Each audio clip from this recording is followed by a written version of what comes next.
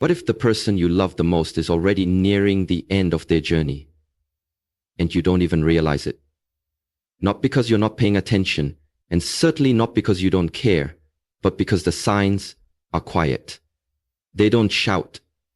They're soft, subtle, and deeply spiritual. Long before the body begins to fade, the soul starts to speak in ways only the truly present can feel. These signs aren't always physical. They're emotional, energetic, and often missed by those who aren't attuned to them.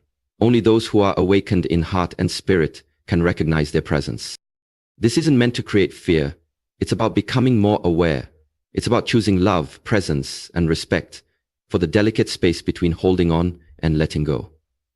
It's about honoring the sacred transition between life and departure.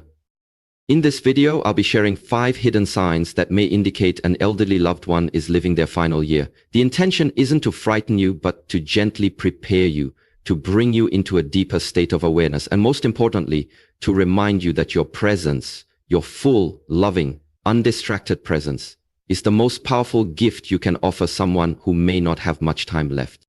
1. A profound withdrawal from the world. The first sign is not loud, it does not shout, it arrives quietly, like a curtain slowly drawing close at the end of a performance.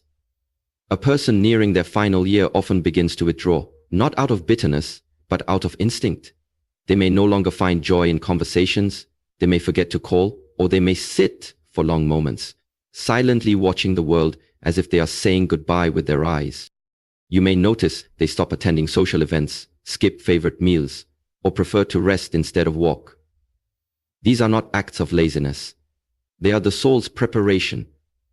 The body slows down, yes, but more so the spirit begins to turn inward. It is not depression. It is a sacred detachment, a gentle loosening from the bonds of the physical world. Honor this sign not with panic, but with presence. Sit with them. Don't push them to be more active. Be active in your listening. Hold their hand. Let silence be a language. Often, in those silent moments, there is more love exchanged than in 100 words. 2. The body's language of release. The second sign is spoken not through words, but through the body. You may see significant weight loss. The appetite shrinks. Sleep becomes erratic. The body becomes fragile, like a leaf ready to fall from the tree. These are not just medical signs. They are the body's way of slowly letting go of earthly needs. Food no longer tastes the same. Sleep no longer refreshes. They may forget to eat, or no longer ask for water.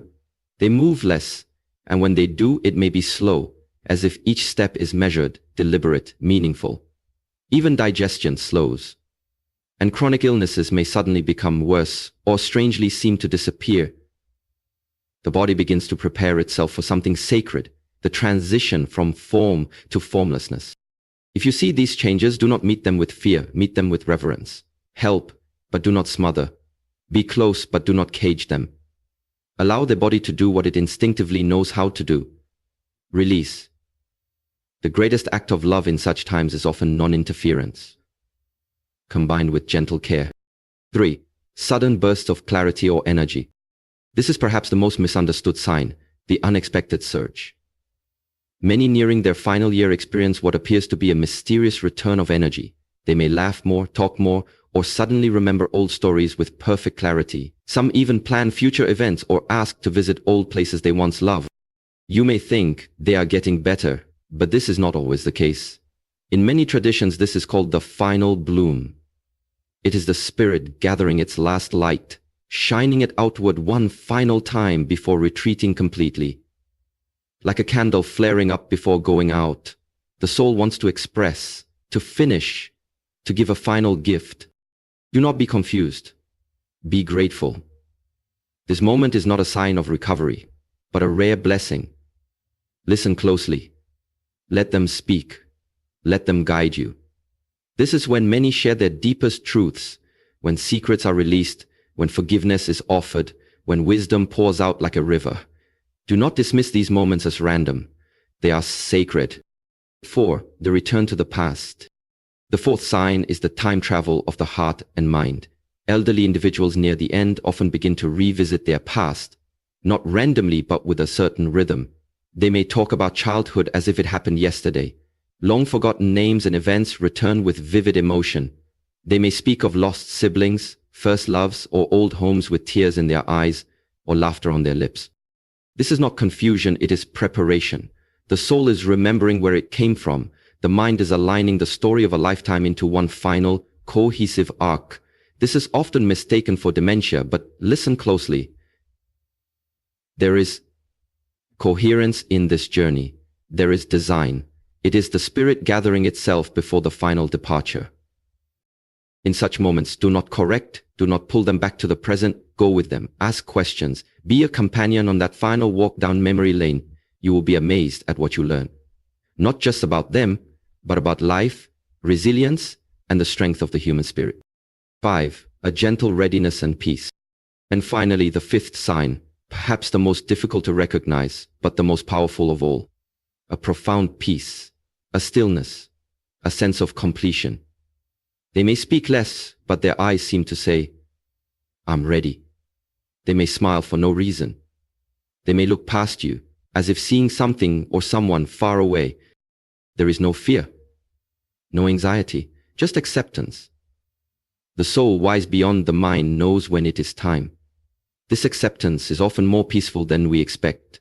There may even be joy, a quiet celebration. They may say things like, I've lived a good life, or I'm tired but it's okay. Some will speak of seeing loved ones who passed long ago. Others may talk about dreams of light, of rivers, of crossing, of returning home. Respect this peace. It is not detachment from you. It is a return to wholeness. Do not try to force more time. Do not resist their serenity with your grief. Instead, match their calm. Walk beside them with dignity. This is not the end of a person. It is the completion of a sacred cycle, a return to source. My dear friends, death is not the opposite of life. It is a part of it, a continuation, like the setting sun that signals not darkness, but the promise of a new dawn elsewhere. The final year of life is not a tragedy, it is a sacred preparation. And these signs, the withdrawal, the bodily changes, the energy surges, the revisiting of memories, and the gentle acceptance, are all signals from the soul to those who remain. I am on my way home. When you notice these signs, do not panic. Do not drown in sorrow. Instead, rise in presence. Be there. Hold space. Speak less, listen more. Cry if you must, but let your tears water the roots of love, not regret. This is your moment to give back the gift they gave you. The gift of life, of guidance, of laughter, of love. Let your presence be their comfort. Let your love be their pillow. And when the time comes, let them go with grace. Because just as every breath has its inhale and its exhale, every life has its arrival and its gentle departure. And in that final breath, know this: what truly mattered was never how long they stayed, but how deeply they lived and how completely they were loved. May you walk with awareness. May you hold your elders not with fear, but with honor. And may the wisdom of the impermanent guide you to treasure what is eternal. I am Shi Hang Yi. And I remind you, life is precious.